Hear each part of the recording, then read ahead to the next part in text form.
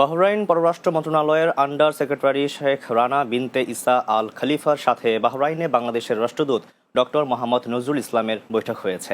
আমাদের বাহরাইন প্রতিনিধি সম্রাট নজরুল সিদ্দিকী জানান, রাষ্ট্রদূত ভিসার মেয়াদ উত্তীর্ণ হয়ে আটকে পড়া প্রবাসীদের বাহরাইনে ফিরিয়ে নেয়ার বিষয়ে অনুরোধ করেন। আটকে পড়া কর্মীদের ফিরিয়ে নেওয়া হবে না এমন কোনো সিদ্ধান্ত এখনও নেওয়া হয়নি। তবে শেখ রানা জানান, এটি আসলেই দুর্ভাগ্য যে করোনা ভাইরাসের প্রাদুর্ভাব পুরো বিশ্বে পুনরায় বৃদ্ধি পাচ্ছে। অর্থনীতির ওপর এর ক্ষতিকর প্রভাবে সকল স্তরের কর্মীরাই ক্ষতিগ্রস্ত হচ্ছে এবং চাকরি হারাচ্ছে। তারপরও তিনি আটকে পড়া কর্মীদের একটি হালনাগাদ তালিকা প্রেরণের অনুরোধ জানান এবং এ বিষয়ে তাদের সহযোগিতার আশ্বাস দেন।